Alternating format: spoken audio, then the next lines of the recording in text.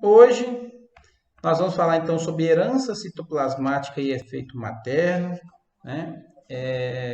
Então seja muito bem-vindo à nossa aula de hoje. Boa tarde a todos, tá?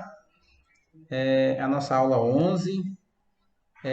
E hoje a gente vai ver, nós vamos ver que nem sempre a herança nossa é nuclear, né? A gente tem algumas heranças aí citoplasmáticas, alguns efeitos maternos que são muito importantes, principalmente para o pessoal da agronomia, tá, galera? A zootecnia também é importante, nós vamos ver, tem exemplo tanto na zootecnia quanto na agronomia aqui na apresentação. São coisas extremamente importantes e que a gente, né, principalmente algumas resistências a herbicidas aí, vem desse assunto aqui nosso, tá bom? Bom, primeiro a gente já sabe isso aí, né? A gente sabe que durante isso pensando, pessoal, lógico, nós estamos aqui pensando primeiro numa situação de pensando em animais, né? Então, pensando nos animais, o que acontece? Nós temos os gametas, né? No caso aí o gameta feminino, o gameta masculino, né? Que mais propriamente a gente sempre usa aí os exemplos do homem, porque a gente consegue, além do homem, né? Exemplificar vários animais aí, né? Nós sabemos, por exemplo, no caso de mamíferos, né? Tanto o óvulo quanto o espermatozoide possuem a mesma quantidade de genes, né? Então tem a mesma quantidade de genes, porque eles têm os mesmos cromossomos, né? Então os cromossomos aqui, a quantidade de cromossomos aqui vão ser 23. Aqui também eu vou ter 23 cromossomos e a quantidade de genes é o mesmo. Isso a gente não pode falar, nem sempre a gente pode falar isso, né? Por que nem sempre, professor? Ora, por exemplo, quando a gente está trabalhando com insetos, isso não é verdade, né? Lembra daquela história do XXX0, né? Então eles não possuem a mesma quantidade de genes. Então tem alguns insetos, por exemplo, que as fêmeas possuem um cromossomo a mais, que é o X, enquanto os machos só têm um cromossomo X, né? As fêmeas têm dois e os machos só um cromossomo X, certo? Mas se a gente estiver falando aqui de mamíferos, algumas plantas dioicas, funciona desta maneira aqui. Você vai ter o gameta feminino, o gameta masculino, né? E eles possuem a mesma quantidade de genes. Bom, o que acontece, né? Então vai haver a concepção, né? Vai haver a fecundação, e quando há a fecundação, no caso ainda dos humanos, né? Esse espermatozoide, ele atravessa a zona pelúcida aqui, atravessa, né, a membrana plasmática do óvulo, e ele deságua, vamos falar assim, só o seu material genético, né? Então, ele expõe o seu material genético dentro desse óvulo aqui.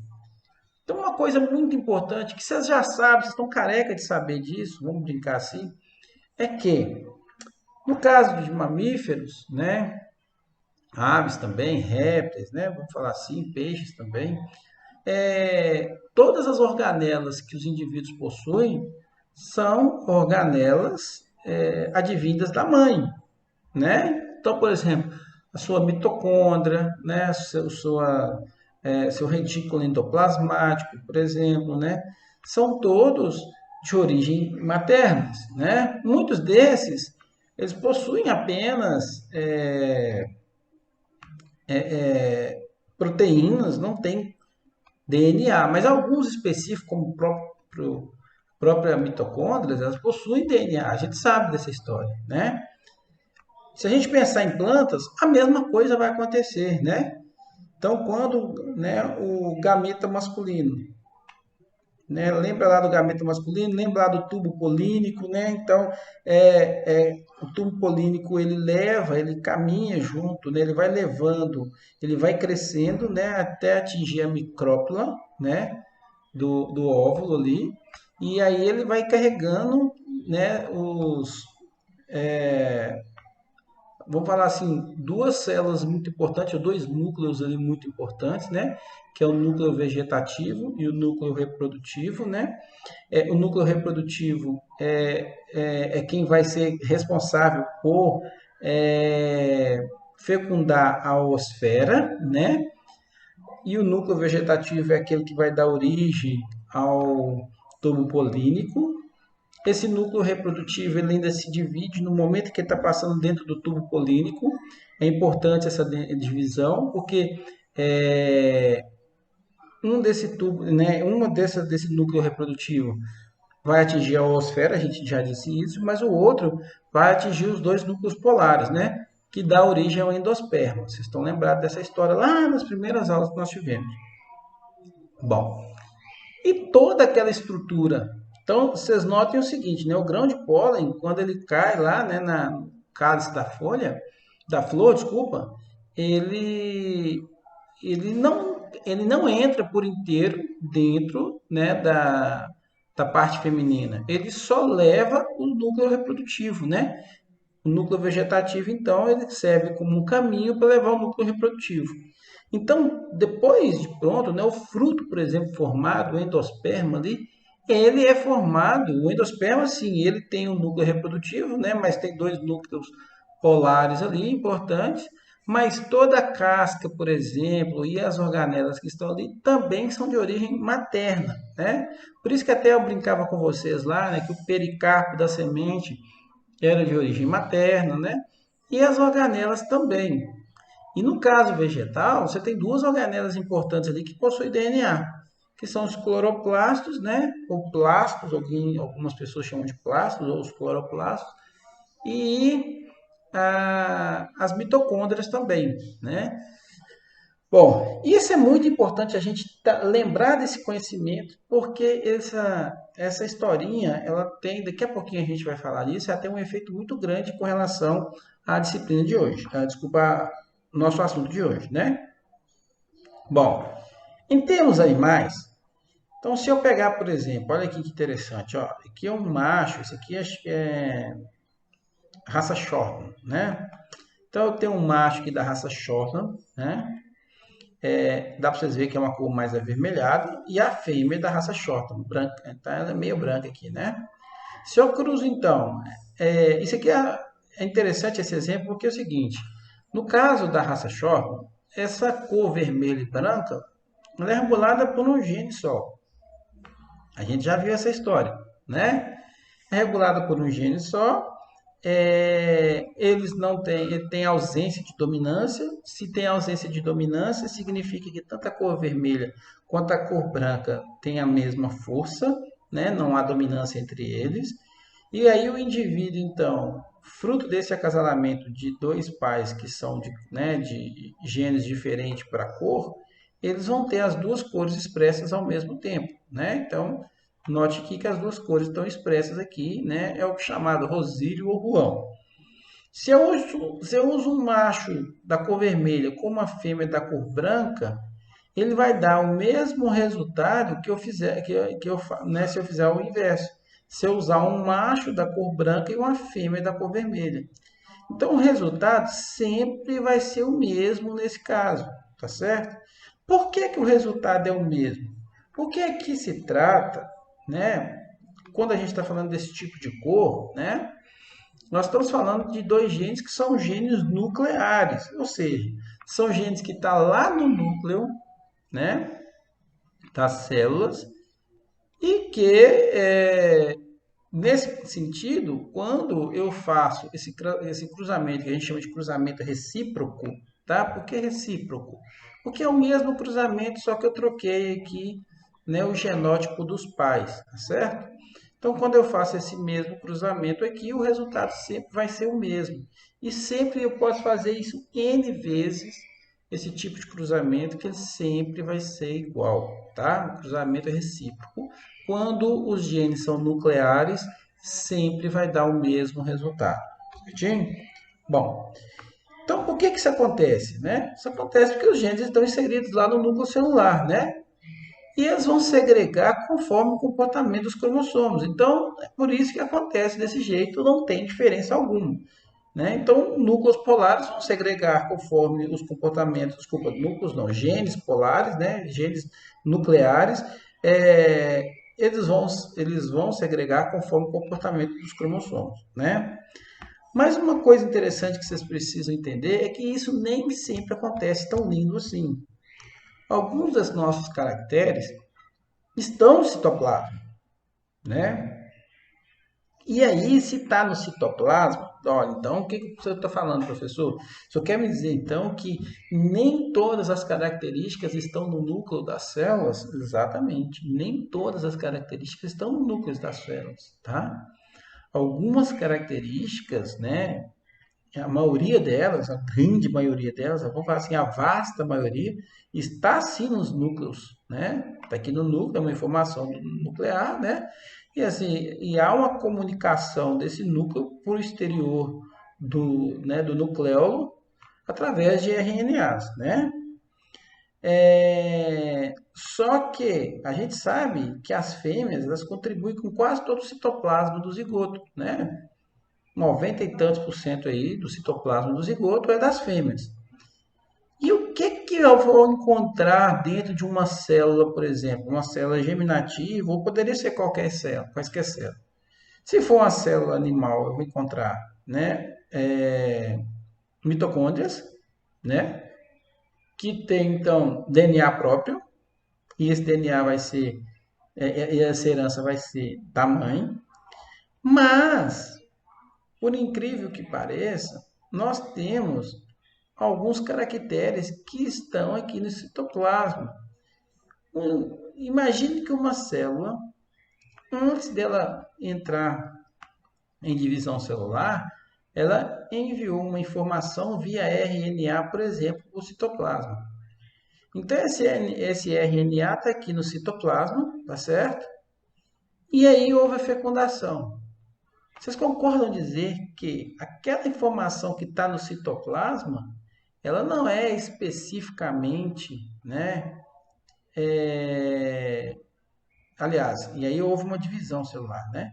Então vocês concordam em dizer que essa informação que está aqui no citoplasma, ela não é especificamente só daquele núcleo celular, né? Ele era daquele núcleo antes de haver uma divisão celular. Depois que houve uma divisão, principalmente uma meiose, que é a segregação desses cromossomos, então você pode ter informações que estão aqui no citoplasma e que não correspondem muito bem ao núcleo que foi se formado depois da meiose, por exemplo, né? Seria uma informação se tivesse a célula toda, né, no início, antes de ter a divisão celular, mas após a divisão, após a meiose, a gente sabe que há a segregação, nessa segregação, parte dos cromossomos vai para o outro lado, às vezes alguma informação que estava no outro cromossomo, né, foi para outra célula, mas a informação, né, por exemplo, um RNA transportador, ou né, um RNA mensageiro, está aqui, ó, com essa informação no citoplasma. Então, existe no citoplasma algumas caracteres que estão aqui, né? Esses caracteres podem ficar aí de alguma maneira, até que eles podem ativar algumas proteínas, algumas coisas, né? Algumas informações importantes, tá certo? Então, isso é muito importante vocês terem esse conhecimento, tá? Então, genes citoplasmáticos, eles se processam muito diferente dos genes nucleares, né? E como que a gente consegue constatar essa ação diferente? Bom, a gente consegue constatar essa ação diferente através de cruzamentos. Na verdade, através de diferença entre os resultados, aqueles cruzamentos recíprocos que a gente fez, tá? Quando eu tenho uma determinada característica que eu estou fazendo um cruzamento recíproco, eu não consigo de antemão, logo de cara, saber se trata de um gene que está lá, por exemplo, na mitocôndria ou nos cloroplastos, ou às vezes é fruto de alguma informação genética que está no meu citoplasma. Eu não consigo saber isso, né? Bom, com relação ao cruzamento recíproco, então, que a gente havia falado, é como se o genitor, antes, ele é usado como macho e aquele tipo de genitor depois é usado como fêmea, né? E aí a gente vai ver como consequência o comportamento diferente da progênie.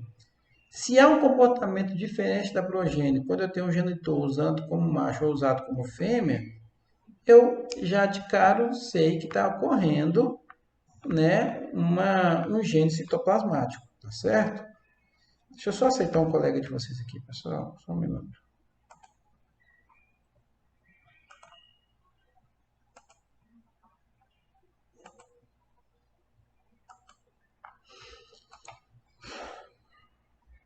Bom, então, quando eu tenho uma herança cromossômica, né? Então, uma herança que está lá no núcleo celular, né? Ou seja, oriunda de genes que estão no núcleo. No cruzamento recíproco, não vou observar diferença nos filhos, né? Os filhos não têm nenhuma diferença, tá? Não importa se aquele genótipo que eu utilizei foi usado como macho ou como fêmea, sempre no cruzamento recíproco ele não vai ter diferença. Mas, se trata de uma herança citoplasmática, ou se está acontecendo um efeito materno, que a gente vê, daqui a pouco a gente vê o que é isso, tá? Significa que é uma herança que está lá no citoplasma, ou seja, são genes que estão no citoplasma, e no cruzamento recíproco ele vai apresentar diferenças, tá certo? Então, se eu uso aquele genótipo como macho e o genótipo daquele como fêmea, quando ele for macho, ele vai dar um resultado diferente de quando ele for usado como fêmea, né? Então, nós temos como exemplo o efeito materno, ou herança citoplasmática, né? E os descendentes, normalmente, quando isso acontece, terão o mesmo fenótipo do genitor feminino, tá? Então, por que ele vai ter o genótipo do genitor feminino? Ora, porque são genes que estão no citoplasma e, como a herança citoplasmática nossa é toda materna, ele vai, então, né, aquele indivíduo, ou aquele descendente, ele vai aparecer com a mãe, tá certo? Bom, o que é esse efeito materno, então, professor, que você fala tanto, né? Bom, o efeito materno é um tipo de herança onde os filhos herdam os genes nucleares do pai e da mãe, né? Então, ele vai receber os genes nucleares do pai e da mãe, né? Só que os filhos vão receber o citoplasma da mãe. E esse citoplasma, ele vai dar alguma condição especial para o óvulo, né, por exemplo, e vão fazer com que haja diferença nesses produtos gênicos, né? Ou seja, então são genes nucleares que estão no citoplasma e pelo fato de eles estarem no citoplasma, né, antes da divisão celular, e aí ocorreu a divisão, depois que ocorreu a divisão, houve, logo, né, depois, a por exemplo, né, a concepção, e aí esses filhos herdaram esse citoplasma da mãe, né? Então ele vai dar uma condição muito especial para o óvulo, tá? E isso é chamado de efeito materno, tá? Então, o efeito materno, ele faz com que os indivíduos tenham características específicas dos filhos, né? Eles independem dos caracteres doados pelo pai, porque eles vão ter, né, sempre, vamos falar assim, né, o genótipo muito semelhante ao da mãe. Só vai acontecer por uma geração, né, ou no máximo duas gerações, o efeito materno, e logo depois você não vai mais ter esse efeito, tá? Então, isso vai apresentar lá no F1, por exemplo, ou no máximo no F2, mas no F3, na segunda geração de filhos 3, esse efeito materno você não consegue observar mais, tá? No caso de genética da área animal, por exemplo, né, no melhoramento animal, é quando a gente tem uma superioridade de uma raça usada como mãe em relação à outra, tá? Em alguns casos isso acontece, tá? A gente vai dar um exemplo aqui, mas um exemplo interessante é quando você usa, por exemplo, é, já foi observado, por exemplo, o efeito materno quando você utiliza no girolando, quando você utiliza, por exemplo, a fêmea holandesa em relação ao macho gir, né? Então, quando você usa, por exemplo, a fêmea holandesa, o resultado é diferente de quando você usa a fêmea gir e o macho holandês, tá? Então, tem uma tendência diferente. Os animais têm a tendência a ser um pouquinho maiores, tá? Mas, então, aí você deve estar se perguntando, mas professor, então, não, se o animal sai maior, não é porque, não é efeito do gene que está lá no núcleo, né? Porque se fosse efeito do gene que está lá no núcleo, não tinha diferença alguma. Então, significa que tem alguma coisa no citoplasma que faz com que os filhos de vacas holandesas de pais GIR sejam um pouco maiores ao nascer do que o contrário, de vacas GIR e pais holandeses, tá bom? Um exemplo interessante que vocês vão ver na maioria dos livros de genética, isso aí, 99% dos livros de genética tem esse exemplo, que é desse caramujo, esse caramujo é do gênero Limneia, né? Limneia, aliás, tá certo? Bom, o que que acontece? Esses caramujinhos, aqui está o caramujo aqui, né? Acho que esses caramujos são aquáticos, tá? Se não estou enganado, certo? Esses caramujos, eles têm uma diferença na concha deles pelo jeito da rotação da concha, né? Então, a direção de rotação da concha, do enrolamento da concha, são diferentes. Alguns são para a direita e outros são para a esquerda, né? Então, você considera como direita esse pedacinho aqui. Então, esse aqui, por exemplo, como ele está virado para o lado direito, então ela é da direita. Esse pedacinho, como está virado para o lado esquerdo, então é da esquerda, né? Então, quando você faz cruzamento desses caramujos, então, por exemplo, você faz cruzamento de caramujos de direita com esquerda, né? Aí, lembrando que caramujos, né, eles precisam apenas de um segundo indivíduo, né? Eles são hermafroditas, né? Então, se você usar, por exemplo, ó, o I no caramujo, peraí, deixa eu explicar uma coisa importante aqui que eu esqueci de falar. Esse enrolamento dessa concha, ele tem a ver com um gene, tá? É um gene D. Funciona assim. Esse gene D ele tem dominância completa. Se o indivíduo for D maiúsculo, você já basta ele ter um D maiúsculo, ou seja, um D grande, para que ele tenha o enrolamento do lado direito.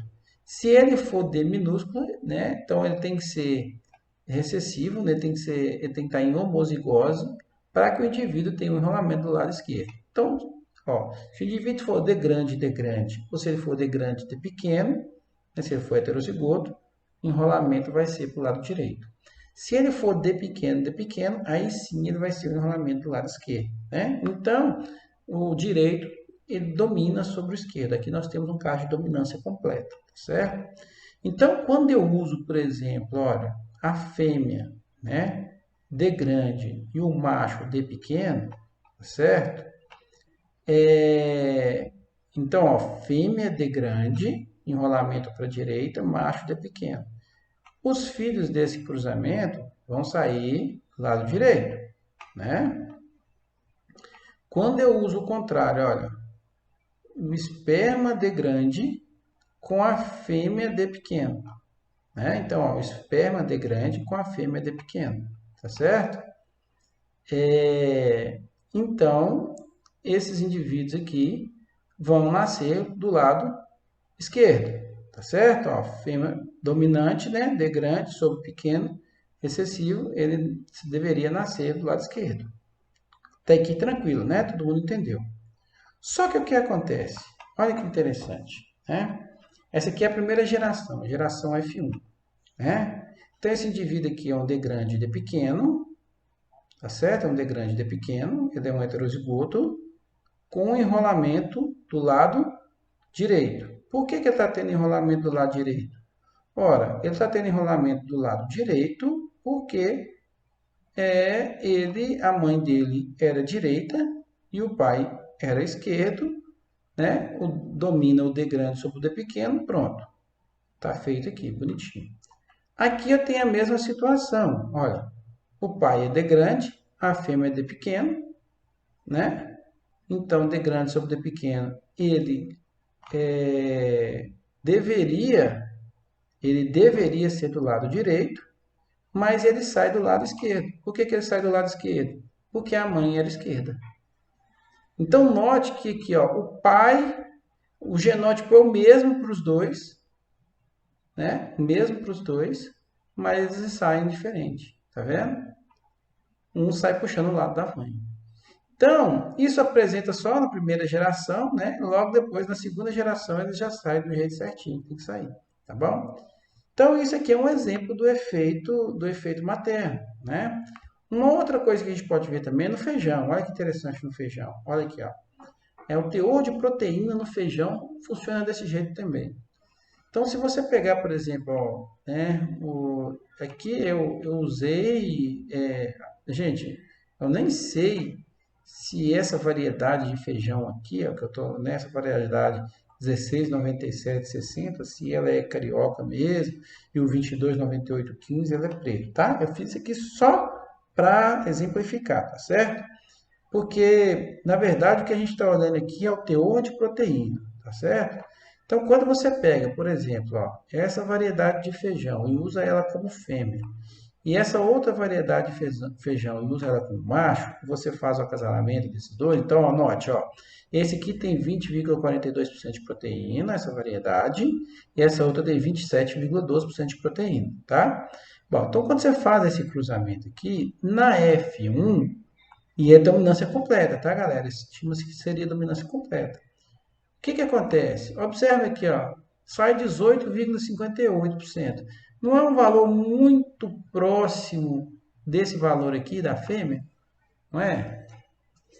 E ó, note, o pai é o dominante. Esse aqui são variedades, né, cujos pais são puros. Então, era de se esperar que no F1 esse indivíduo aqui tivesse o mesmo teor de proteína, ou próximo teor de proteína, que o dominante. E, na verdade, ele sai com o mesmo teor de proteína que a mãe, tá certo? E quando eu faço o cruzamento recíproco, ou seja, quando eu uso essa variedade como mãe e o outro como pai, na F1 ele sai com a teor de proteína muito semelhante com o da mãe. Então, note que nos dois casos, eles sempre vão puxar o teor de proteína da mãe. E isso é mais um exemplo de gene que está lá no citoplasma e que não está no núcleo, tá certo? Quando depois se deixa esses indivíduos, ó, quando esse F1 acasala com outro F1 igual a ele, aí o teor de proteína vai ser sempre semelhante. Olha lá, quando esse aqui também acasala com outro igual a ele, o teor de proteína sempre vai ser no valores semelhantes. Mas note que existem alguns genes que estão lá no citoplasma que fazem com que esses indivíduos teriam ou tenham, né, resultados muito semelhantes com os da mãe, certo? E aquela história que eu estava falando para vocês na genética animal, né? Quando eu uso, por exemplo, ó, touro G sobre vacas holandesas, né? Normalmente os filhos saem um pouco melhores ou maiores do que quando eu uso o contrário, né? Touros holandeses na vaca G, né? Há diferença no bezerro, né? Então, geneticamente, a qualidade do F1 é a mesma. Geneticamente é a mesma, né? Eles têm o mesmo potencial de produção de leite. Mas os filhos das vacas holandesas normalmente nascem um pouco maior, tá? Então, ó, geneticamente eles vão ser o mesmo, eles vão crescer, vão ter normalmente a mesma produtividade, né? Mas logo quando nasce, os filhos deveria ser o mesmo tamanho, mas não vai ser o mesmo tamanho. Os filhos de vacas holandesas normalmente são maiores do que as vacas gir, tá certo? E isso é um caso de efeito materno, tá bom? Bom, existem diferenças então da herança mendeliana, né, e o efeito materno. A herança mendeliana a gente tem que pensar sempre na herança dos núcleos, né, dos genes que estão no núcleo, né? O genótipo materno ele só expressa na primeira geração ou no máximo na segunda geração, né? Então o efeito materno você vai ver sempre na primeira ou na segunda geração. A herança mendeliana não importa, né? Ela vai acontecer já na primeira geração e vai se manter assim, tá certo? Mas quando há efeito materno, ele vai acontecer sempre na primeira ou no máximo na segunda geração, tá? Bom, um outro tipo de herança é a herança extracromossômica. Então, qual é a diferença entre a herança extracromossômica com a herança, né, vamos falar assim, a herança do efeito materno, né? Ambos são genes que estão no citoplasma. Entretanto, no efeito materno, são genes nucleares que estavam lá no citoplasma. Enquanto que na herança extracromossômica não são genes nucleares, são genes que estão nos cloroplastos e nas mitocôndrias. E tem muita diferença nisso aí, tá certo? Então, quando eu estiver falando de herança extracromossômica, eu já não estou mais falando de efeito materno. Porque o efeito materno, por isso que esse efeito materno ele acontece só em uma ou duas gerações, porque vai ser o tempo necessário para que haja essa troca do citoplasma, né? Então, são genes nucleares que estavam lá no citoplasma e que vai dar esse efeito materno. Já a herança extracromossômica, não. A herança extracromossômica é um outro tipo de herança e são genes que estão no citoplasma, mas eles não estão lá espalhados no citoplasma solto, não. Eles estão dentro das mitocôndrias e dos cloroplastos, né? E lembrando que as mitocôndrias e cloroplastas, elas fazem replicação, transcrição, tudo independente do DNA nuclear, principalmente porque eles vêm de uma teoria, né, endossimbionte, né, ou de uma endossimbiose. Por isso que eles possuem DNA e RNA próprios. Estima-se, ou pelo menos imagina, que tanto as mitocôndrias quanto os cloroplastos eram bactérias, né, e que, por algum motivo, decidiram viver dentro das células. Isso foi extremamente importante. Isso lá na origem, tá, pessoal, das células, as primeiras células, né? Isso foi uma simbiose extremamente importante, porque fez com que as células eram capazes de gerarem energia, né? E consumir essa energia, nós éramos capazes de consumir essa energia, mas a gente não conseguia fazer essa quebra do ATP, né? Então, antes dessa, né, estima-se que antes de haver essa endossimbiose, para que as primeiras células conseguissem energia, elas precisavam de obter logo o ATP puro, né, para que ele pudesse entrar né, na formação vamos falar assim, né, desempenhar toda papel que uma célula precisa para que suas organelas funcionem. E aí, com a advinda das mitocôndrias, né, com a simbiose com as mitocôndrias, e no caso das vegetais com os cloroplastos, nós fomos capazes, então, nas células foram capazes de elas, sim, a partir de alguma partícula, né, ela conseguir gerar aquele alimento, tá certo? Então, isso é muito importante. E aí, quando a gente fala em partícula, é lógico que nós estamos falando em glicose, né, principalmente, né? Bom, e o que isso implica para a gente? Bom, os cloroplastos, a gente já sabe, eles possuem DNA e RNAs próprios, né?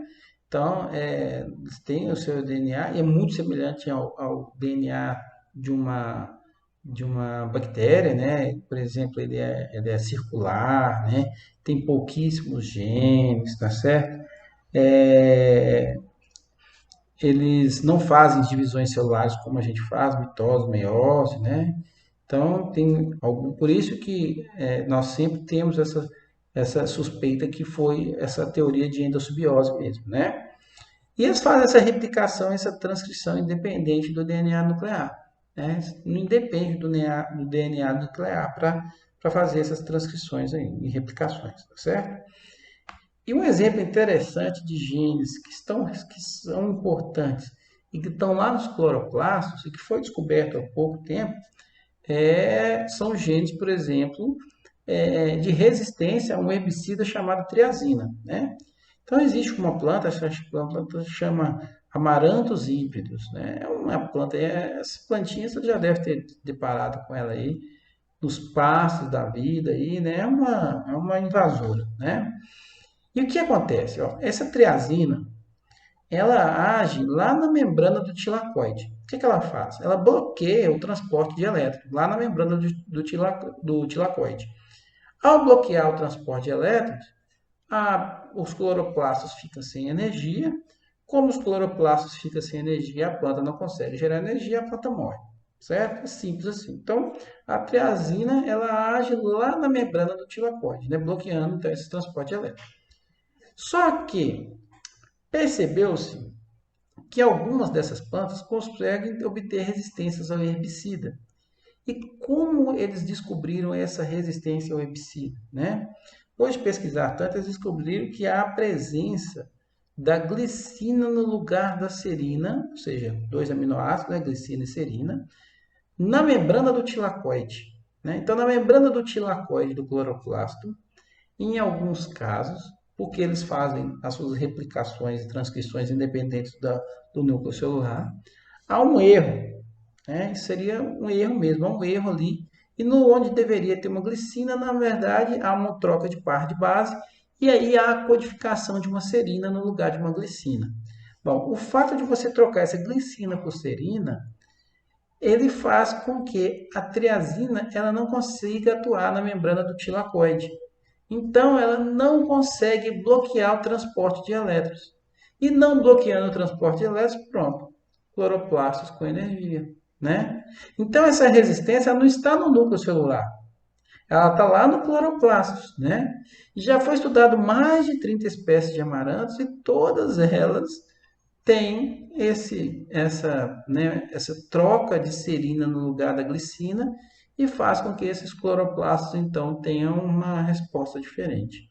Então, aqui eu tenho uma herança extracromossômica, né? E é lógico que o que vai acontecer? Se você, né, aplica triazina no campo para matar, por exemplo, essa invasora, as que possuem glicina vão todas morrer. Mas as que têm serina, o que vai acontecer? Elas vão ser resistentes. E aí, a próxima geração, nós vamos ter muito mais plantas com serina no lugar da glicina, e essas plantas, então, acabam tendo essas resistências a esses herbicidas. Tá certo? E isso já foi estudado, como eu havia dito, mais de 30 espécies desses amarantos híbridos, e todas elas possuem essa característica de ter uma glicina no lugar de uma serina. Desculpa, uma serina no lugar de uma glicina. Uma herança extracromossômica, certo? Não está lá no núcleo celular, está lá no cloroplasto a informação, tá? Então, como fazer plantas resistentes à triazina, então, né? Bom, com relação aos genes nucleares, basta fazer a seleção através de cruzamentos, né? Então, basta fazer seleções através de cruzamentos que você consegue então, ter plantas resistentes à triazina, né? Por que que isso é importante? Porque você pode, então, ter algumas espécies que são resistentes especificamente a esse herbicida, e que não mate, por exemplo, quando você vai aplicar, não mate a planta que você quer que não morra, né? Por exemplo, a planta de produção, né? A planta que você quer cultivar, né? Então, como os genes estão no cloroplasto, se os genes estivessem no núcleo, era só fazer a seleção através de cruzamentos, muito fácil. Mas como os genes estão no cloroplastos, então a gente precisa fazer transferência de citoplasma, né? Então, um exemplo, por exemplo, é nessa brássica, né? Existem dois tipos de brássicas. A brássica campestre, que é uma erva daninha, e a brássica napus, que é uma couza, que é muito importante na produção de óleos, né? Bom, a erva daninha, ela tem essa resistência à triazina. E essa resistência à triazina também está no mesmo sentido, né? Lá na presença da serina em relação à glicina na membrana do tilacoide. E aí o que o pessoal faz? Bom, eles começam a fazer cruzamentos sempre usando, olha só, olha que interessante. Então você faz, por exemplo, o primeiro cruzamento, né, da Brácia campestre com a Brácia napus, tá certo? Aí os primeiros indivíduos vão ser 50% resistentes e 50% susceptíveis, né? Aí você volta esse cruzamento com a Brácia, né, com a braça napos em cima desses indivíduos aqui, e você vai fazendo sempre esse cruzamento um em cima do outro, sempre usando como o genitor masculino a Brassica napos e sempre como genitor feminino o resultado desses cruzamentos. Então, ó, no primeiro eles vão ser 100%, depois você vai ter 50% dos indivíduos que são campestres em relação a napos. Depois, olha só, o núcleo celular já vai ser 70%, 75%, né, da napos em relação a campestres. E na quarta geração, o núcleo vai ser em torno de 1,6% do campestre, desculpa, 1,6% do campestre e 98,4% da napos, né, em cima. Então, o núcleo celular vai ter muito mais informações genéticas da planta que eu quero permanecer, que é a napos, né, que é a couça, mas o citoplasma, como ele foi sempre herdando da mãe, ele sempre vai ser da campestre. E a campestre é a resistente em relação à cousa que é susceptível. Então, você faz uma transferência do citoplasma através de cruzamentos recorrentes, tá certo? Então, você vai fazendo cruzamentos recorrentes, sempre usando o indivíduo cruzado em cima de um dos puros. O núcleo vai ser muito mais próximo dos puros, mas o citoplasma vai ficar do indivíduo que vinha sendo usado no cruzamento como genitor feminino, tá? Então é assim que você faz. E aí você cria então uma Brassica napus, por exemplo, né, que é resistente à triazina. Por que ela é resistente à triazina? Ora, porque o citoplasma dela, ou seja, os cloroplastos dela, é da Brassica campestre. E a Brassica campestre ela é resistente à triazina porque ela tem aquela mesma resistência lá, aquela troca da glicina, da serina pela glicina na membrana do tilacoide. Certinho? Bom, não poderia deixar de falar também das mitocôndrias. As mitocôndrias também possuem DNA e RNA próprios, né? Também tem replicação e transcrição independentes do DNA nuclear, né? Muito parecido com os cloroplastos. E elas também têm exemplos, né? Que a gente pode ver a ação desses DNAs mitocondriais nos indivíduos. Então, por exemplo, em plantas normais, né, você tem uma flor completa, né? Essa flor completa, então, ela tem a parte masculina e a parte feminina, ou seja, são plantas hermafroditas. E essas plantas elas podem fazer autofecundação tranquilamente, pode fazer fecundação cruzada também, né?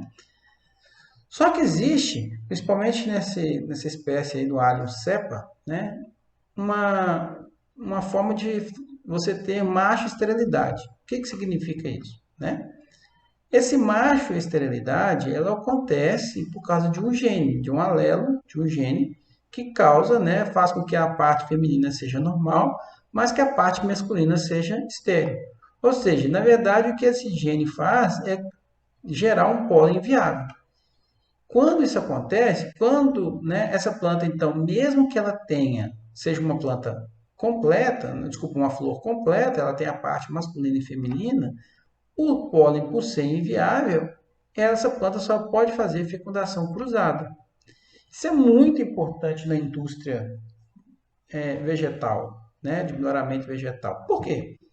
Porque muitas vezes você tem um genitor ali e você quer que ele cruza com um determinado outro genitor, certo? Para formar, por exemplo, plantas híbridas, né?